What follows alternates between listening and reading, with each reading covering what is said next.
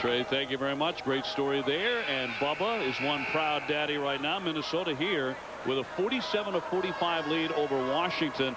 That young lady is Kayla Burt. You see her not dressed out for the game.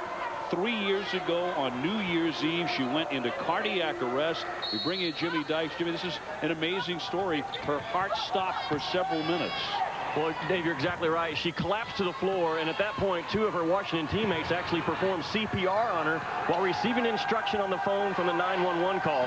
She was unconscious for about 15 hours and was initially diagnosed with a heart condition called long QT syndrome. The doctors planted an internal defibrillator, and at that time, she ruled out ever playing basketball again. However, about a year later, after multiple tests, it was determined that she did not suffer from long QT syndrome, and she rejoined the team and once again became a part of the regular rotation. A pretty good three-point shooter, by the way, over the last year and a half. However, on January 12th of this year, in a game, the defibrillator went off twice while she was on the bench, and the decision was made at that point that she would hang up the tennis shoes and would no longer play again. Important to note out last March at the ESPY Awards, she was the winner of the Jimmy V Comeback Award. So Kayla Burt, one of the more courageous kids not involved as far as a player in this year's NCAA Women's Championship.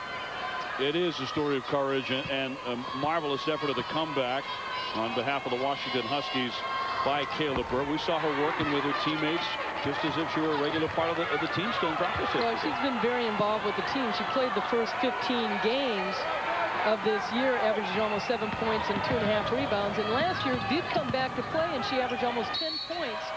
And June Doherty had a team that had 7 players that had not played in a year because of injuries, and also because of Kayla Burt coming in with her. Just such an inspirational person to have there. We're going to hear from Kayla along with Jimmy Dykes in just a couple of moments.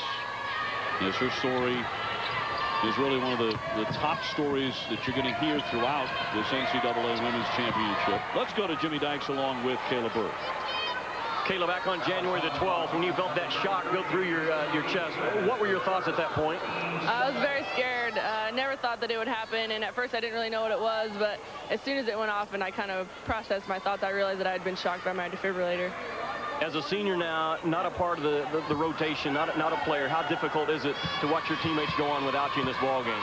It's definitely hard. You know, I've had to retire twice from basketball, and this is my love, this is my passion. And so to be on the bench and know that a heart condition is kind of holding me back is frustrating. But at the same time, you know, I've had to accept it and kind of move on and help my teammates in the best way that I can. You won an ESPY, the Jimmy V Comeback Award. What did that mean to you?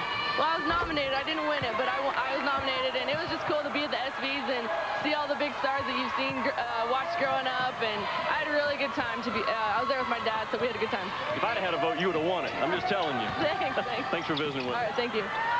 Jimmy and Kayla, thank you very much. She'd like to write a book to let people know really what happened. She's also been hired by the Hope Heart Institute, and it's going to be involved with helping other people that have problems. Typical kid, though, which is great that she can react that way. I was just thrilled to see all the big stars, all the famous people there. You know, forget about me being nominated for an ESPY. Just the very thought that I'm hanging out with these big stars, movie stars and television stars, was cool.